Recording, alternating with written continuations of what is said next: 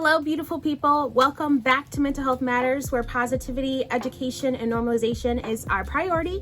I'm Aaliyah. I am a mental health therapist, and welcome back. And today's video is a little different. I wanted to, step outside my comfort zone, do something a little different with my Mental Health Matters series, which, by the way, that's still happening. I plan on doing installments later on as I have more material. I actually do have a video for that. I just haven't edited it fully, but anyways, I kind of hinted towards the end that I wanted to start doing a couple different things with this channel. You know, it's primarily a mental health channel, yes, but I want you guys to get to know me as a person, and you know, I'm not thinking about mental health all the time 24/7, so I just wanted to, talk about me. So today, as you can see by the title, we are going to do a get ready with me plus story time. I am a beauty enthusiast. I love makeup, but in no way, shape, or form am I a guru. So I'm gonna do my very best. I've never done anything like this before, but we're just gonna go for it. Just keep in mind that the way I do my makeup is how I do it. I'm not an expert in any way, shape, or form. I just love makeup, so if I'm doing something wrong, don't tell me, it's okay. Okay, so my face is prepped and primed. I used Smashbox Photo Finish. I love this as a primer, and we're just gonna get started. So I had a client actually this past week ask me a really good question. By the way, I'm going to start with my brows. I am a pencil gal. I do not like the gels and things that other people use. I've honestly always used pencil, and I probably always will because I'd like to fill in the gaps. I am using Spiked by MAC. So I had a client ask me this week a question about me. So anytime I meet anyone new, I always ask them if they have any questions for me, because with therapy, it is a relationship. I mean, it's a professional one, but you want to at least be comfortable with your therapist, right? Like, you don't have to know everything about them, but I'm sure there's some things you want to know. So I always ask, does anyone have any questions for me? Is there anything they want to know about me? Now, with that being said, I do not share everything. There is definitely a filter with how much they can ask me and how much I'm willing to share. And so I had somebody ask me why I got into therapy in the first place. And I thought that was such a good question. Like, I have actually never had somebody ask me why I started therapy in the first place. So I'm going to tell you guys. Let's start from the beginning. So I'm a first-gen college student. That just means that my parents did not graduate from college. My dad actually went to a university, but he didn't finish. And then my mom has some community college under her belt, but she didn't finish either. So with that being said, my parents were very supportive, and they helped me all the way through, even though I was first-gen. But with that, I had no idea what I wanted to do in college. I went to Michigan State as my undergrad, go green. And I went in undecided, undeclared. I forgot the terminology of it exactly. But I had no major. At first, I thought I wanted to be a veterinarian. So for like 2 seconds, my major was animal science, that's right. And then freshman orientation, they called it AOP. I don't remember what AOP stands for, but I remember that's what it was called. At AOP, that's where you get your first schedule with your classes. And honey, I saw my classes and everything that I had to take with it, math, science. I'm like, oh no. I don't know what I was thinking, honestly. My sister, for the longest time, she wanted to be a veterinarian. And I think because I didn't know what I wanted to do, I was like, that sounds cool. I think I want to be a veterinarian too. But fun fact about me, I am terrible at STEM. I really am. I think my brain just isn't meant for it.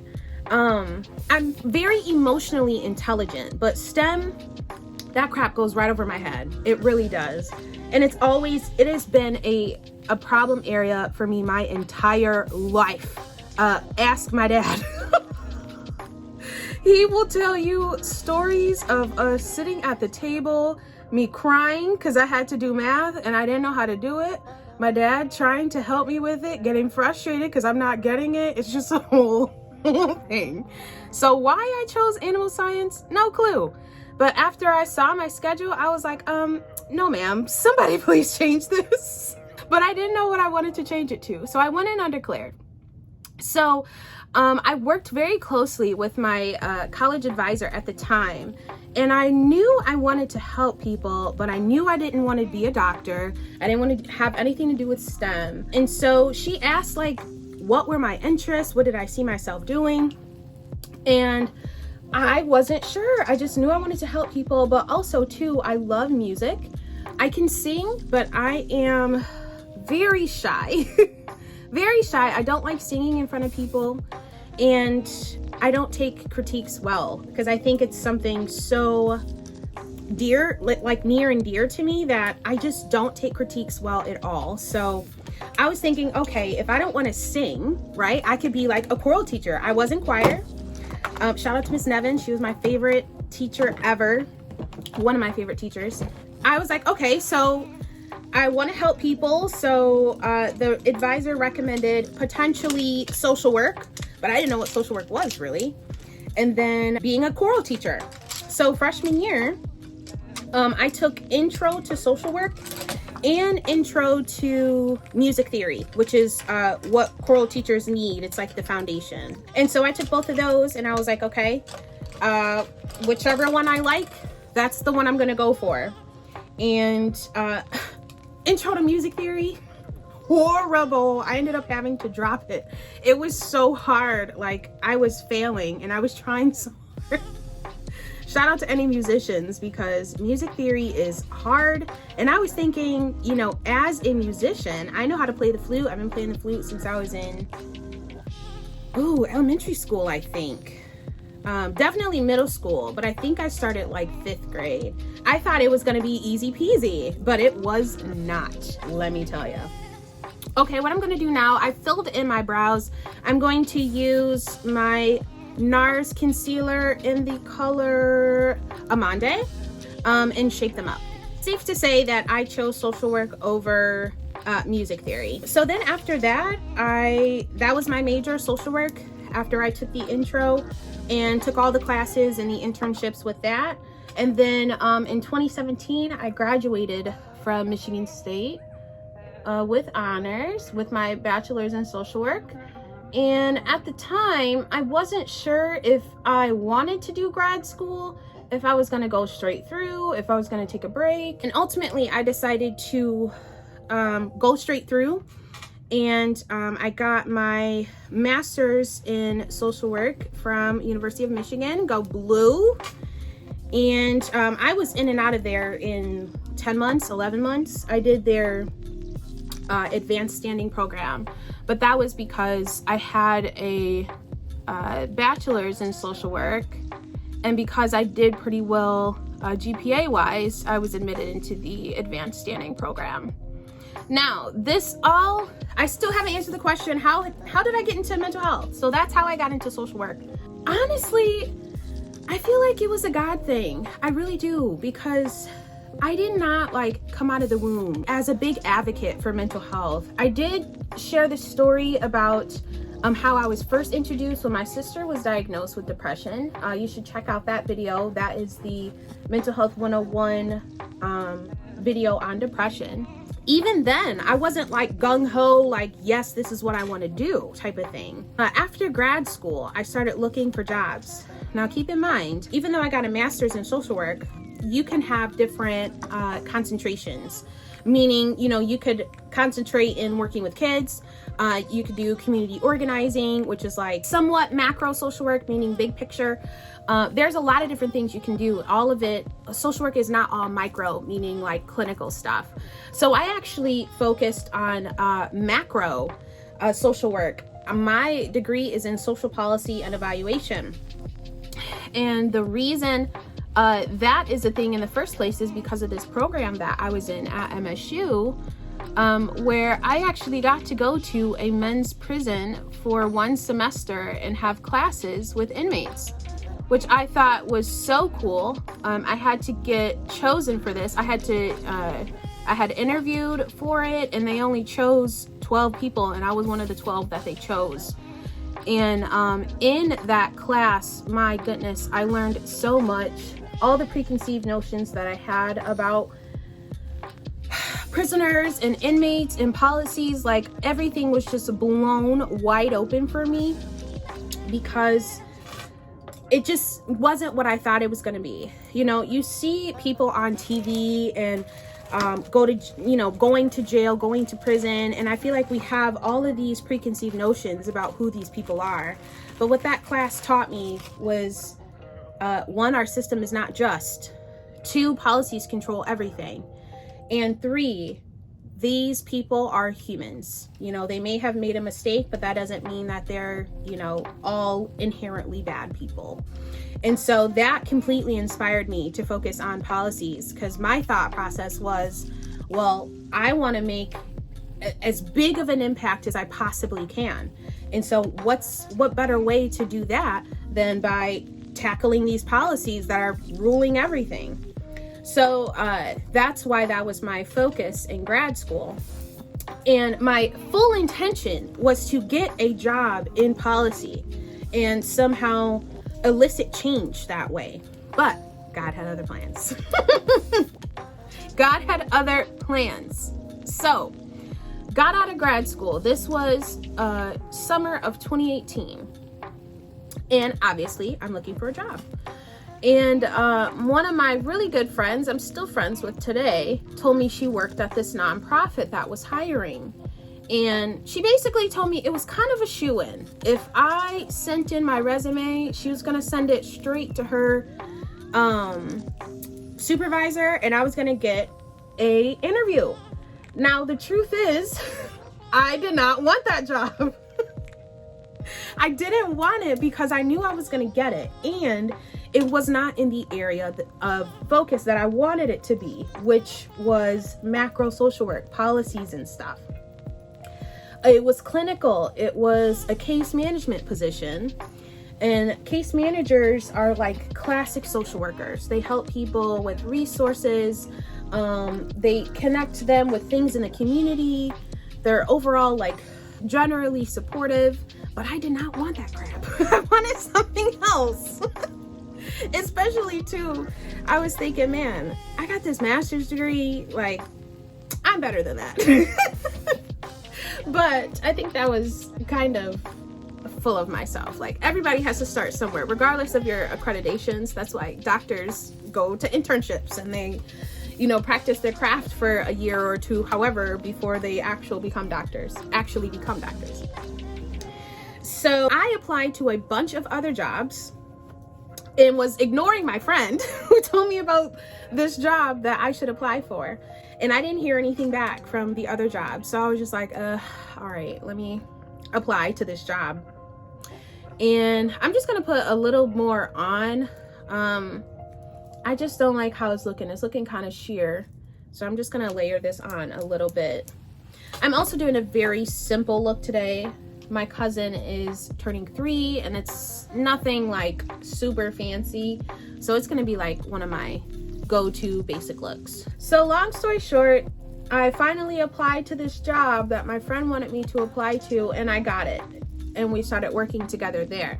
Now, I actually loved being a case manager. There were some things I did not like about it. One of them was having to go to people's houses. I was in the community, which that had pros and cons. Like some of the times it was really cool being able to be in the community, but other times I was like, bro, can I just stay in the office? So I was a case manager for about 8 months before a therapy position opened up. Now let me take a quick pause here. Now what I'm going to do, I'm going to use the Tarte Toasted palette, and I'm going to be going in with the color Latte, this color right here, and I'm going to set everything. It's going to be my base / transition color. So with this therapy position that opened up for the first time, my job was accepting LLMSWs. That stands for Limited Licensed Master Social Worker. And typically, to be a therapist, they required fully licensed. So a limited license is not fully licensed. You have to hold your license for 2 years and pass the test before you become fully licensed. So they had opened it up to LLs, and at the time, 8 months in, I was the bottom of the food chain. I had a bunch of people ahead of me that had a lot more seniority, a lot more experience, and that reason alone was almost the reason I did not apply for it. But thank God for my supervisor at the time, convinced me, and he said, even if I wasn't sure, even if worst case the answer was no, at least they know that that's the next step I'm shooting for. And so I completely went out on faith, and with my supervisor, I applied to it, and I interviewed, and I literally said, God, if I am meant to do this, then let it be. But if not, I totally understand. That means I'm not supposed to be doing this right now. And not ever having therapy experience and not having any clinical background, because remember, my master's degree was macro, big picture policy stuff. I didn't think I was going to get chosen on top of being at the bottom of the food chain. Like, come on. It was like set up for failure, basically. And I kind of knew that. I did. But I truly gave it to God, and I just said, wherever I'm meant to be, just let me be. And I freaking got that job. And that's why, like, when I tell this story, I always laugh, because God was in control of my path the entire time. I'm sitting here thinking I'm making choices and whatever, which I did, but I truly feel like God was guiding me the whole time. So I got this job. And that's when I discovered my love for therapy. Now, don't get me wrong. Therapy is freaking hard. Not to mention, it's hard to learn how to do. It is. Because everyone can tell you the gist, the goal of it, but everyone's style is so different that no one can just tell you step by step how to do therapy. They can give you the gist. They can give you tools and ideas and tips, but you have to learn how to do it yourself. And that is the hardest part about therapy, especially with my personality. I'm very type A. I like to know exactly how to do something, how to be successful at it, every single step I need to do. And therapy's not worked that way. And I did not like it at all, not one little bit. And so that was a challenge, like even learning how to do therapy itself. Now that I have my foundation set, I'm going to go ahead, same palette, and I'm going in with Cozy, and I'm going to darken up my creases. Now, here's why I love therapy. I love therapy, and I'm such a big advocate for it, and I know, like, I probably mention it in, like, every single video, which I don't apologize for. But I love therapy so much because I get to see the change in people. I get to see them come in. Usually they're not in a good place. Something's happened. Either they've been hospitalized, or maybe they had a recent suicide attempt, or maybe they're experiencing symptoms that they've never experienced before and they don't know how to deal with it. It really ranges. Maybe something happened in their life that they don't know how to deal with, and all of a sudden they're experiencing, depression symptoms and things that they normally wouldn't. All the stories are so different, but the common denominator in all those things is all of these people have come to me for support, for me to help them. And what I love about therapy the most is the change. They come in, but over time they start to get better. Now that doesn't mean I fix everything in their life. That doesn't mean all of their problems are suddenly solved. But what it does mean is maybe they know how to deal with it better. Maybe they now have coping skills that they didn't have before. Maybe I was able to add to their toolbox on how to cope better with the things that they're going through. It's really the best part. But that doesn't mean though that that's for every single person. I've had people come in and just drop out. Life happens, or they come in and I'm not the best fit for them. They need a different therapist. Or, you know, they just drop out of services completely. I mean, the stories really vary. It depends on the person. But I continue to do what I do for the people that I do see the change with. And that is why I love therapy so much. Not to mention too, there's just something so amazing with talking to somebody who doesn't know you, right? And that means because they don't know you, they have no reason to lie to you or to sugarcoat things, or they have nothing to gain from that. You know, they're an outsider looking in, trying to help the best way they can. And sometimes that's really all people need. It's just somebody to genuinely listen to them and support them. Sometimes that's really all people need. And then once they get that from me, they're like, all right, cool. Like, I got what I needed. See ya. And look, I am totally okay with that. My goal, and I tell all my people, my goal is to get you to the point where you don't need me anymore. That is the 100% goal. I don't want you to be seeing me for 3, 4, 5 years. You know, like sometimes there is a lot of trauma and sometimes it does take that long to work through it. However, the goal is to get you out of here so you don't need me anymore. So that's why I love therapy. I'm just gonna buff this out now. Alright, got some shadows going now. Now what I like to do before I finalize anything is do my wing. I don't think I can talk and do my wing, so let me just do my wing really quick. Okay, I am back. I have my wings done. I don't know how people do that on camera. I have no reason how. Shout out to all the freaking beauty gurus out there. Like, it is hard to do your makeup and talk at the same time. Shout out to y'all.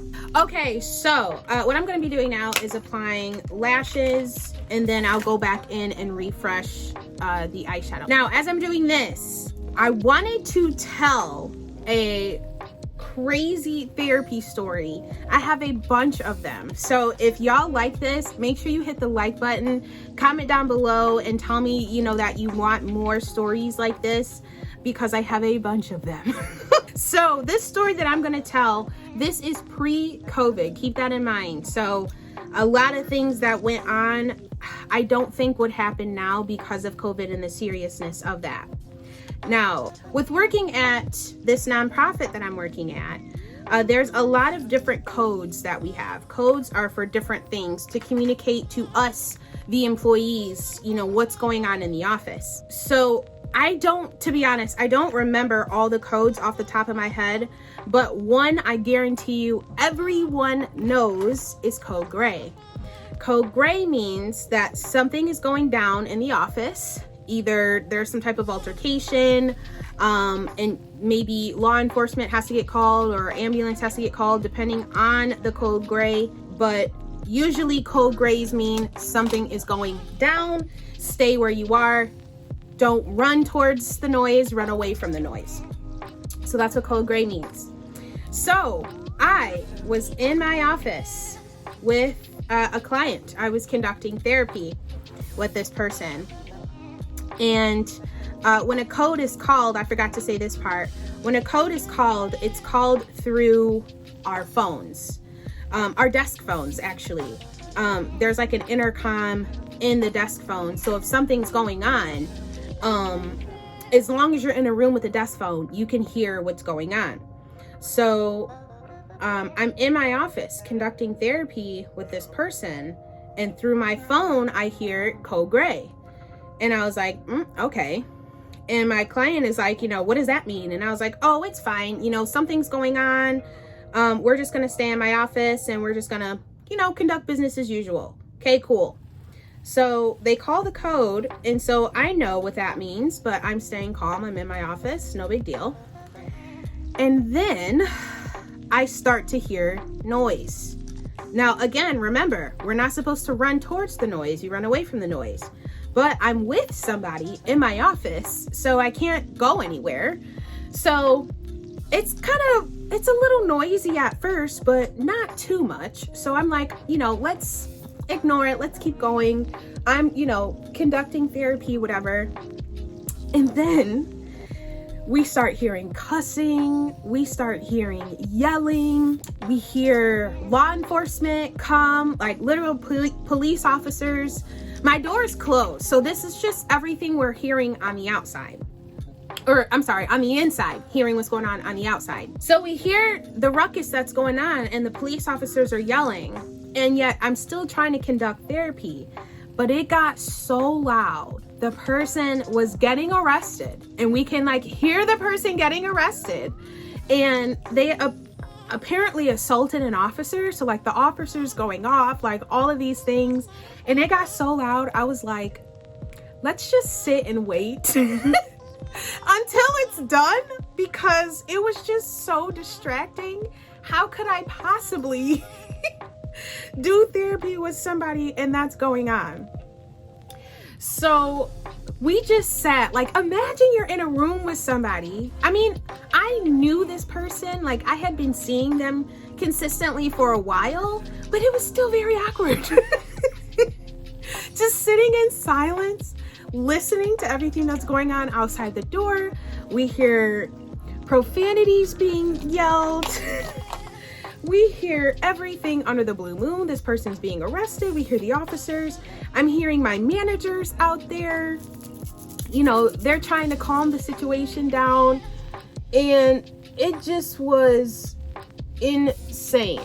So finally, and okay, I'm trying to remember how long this went on, but it had to go on for 10-15 minutes. And sitting in a room with someone not talking because it was so loud, that's kind of awkward. I hope you can imagine that. So I am apologizing, on the behalf of the company, just saying this normally doesn't happen. Even if codes are called, they're normally not that disruptive, to the point where I can't do my job because it's so loud type of thing. And the good thing is they were very nice, just, understanding. And it was obviously outside of our control. It wasn't something that either of us could do about it. And it was being handled. It just was a very noisy process. So finally, they take this person and arrest them and leave the hall. And then we're able to get back to therapy. But can you really after that? So once we started talking, we just were talking about what happened in the hallway. And I was like, man, I hope they're okay. I don't know what's going on. And the whole time I'd never left my office. So I didn't find out until afterwards. It was actually one of my best friend's clients. And it just was crazy. So that is one experience that I've had. And trust me, I have had a lot more. So if y'all want more stories like that, like I said earlier, let me know, because I have a bunch of them in my arsenal. Okay, I am back. What I did off camera was I put my other lash on. I just refreshed my eyeshadow a bit. I did see some gaps in my eyebrows, so I fixed that. I shaped them up at the top and used brow gel to seal them. And last thing I have to do is foundation and contouring. I wanted to tell this other story as well, since it has only happened one time in my career, and I have been in the field since 2018. So only one time in my career, at least thus far, knock on wood, I hope it does not happen again, I did have to kick someone out of my office. I'm using a Huda Beauty foundation. It's amazing. It's called Faux Filter High Coverage Cream Foundation in the color Mocha. So this was pre-COVID as well, so keep that in mind. So before COVID, what my job used to do is something called open access hours. That was for individuals who were interested in therapy. What they would do, it was super easy. They would just walk into the office. There wasn't any assigned appointment or anything. They would say, I'm here to get started with therapy. And then the therapist on call, because we all took turns, the therapist on call would see the walk-ins for a certain amount of time every day. And the therapist on call changed each day as well. So it was my day to be on call, and I had this person walk in saying that they wanted therapy services. Now, depending on the person, sometimes they need something called treatment planning, where we just make the goal for therapy, put in the authorizations from the insurance company to make sure that they pay for it, and then that's it.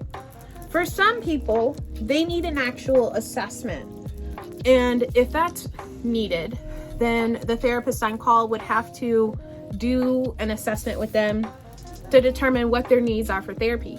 Now, keep in mind that even though these people that are coming in for services want therapy, that doesn't mean that they're eligible for it. The therapists have to make that determination with their clinical judgment. So this person walked in and wanted therapy services, and they had to have an assessment done, which I hate when I have to do assessments. But it's a part of the job. It really is. So, I mean, it's not pleasant, but I get it done. So this person needed an assessment. So the assessment, I guess I can see why people don't like it, because it seems to ask irrelevant questions, but it's actually not. Like, it wants to know the person's education history. How much school have they finished? Do they have any literacy issues? Things like that.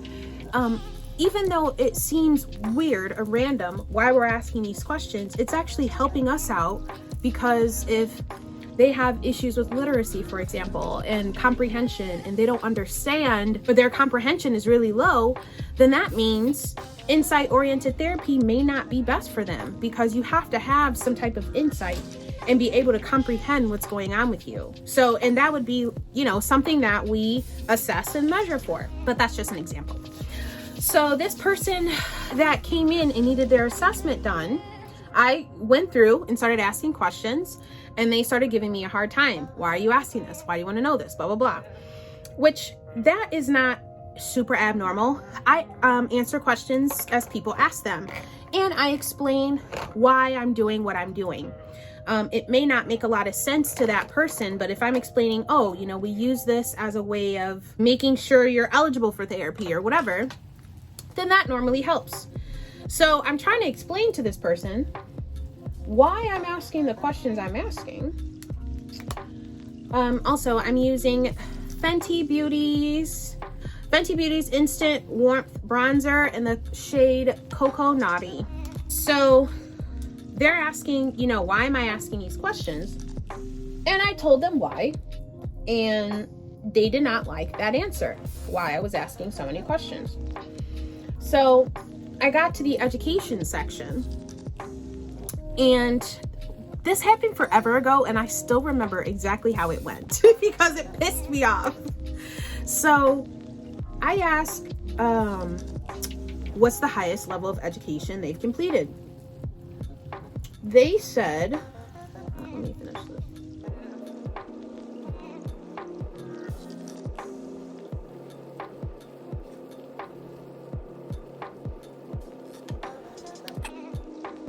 I don't like to contour my forehead because I have a tiny head, so I don't like doing that.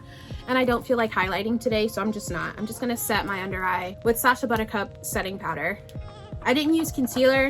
I'm not in the mood. I'm really not going for a heavy look. Again, this is like a kid's birthday party, so I don't need to be super beat. This is a lighter version of what I normally do.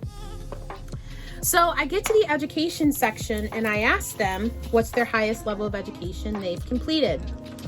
And they said 17th grade. Okay, 17th grade.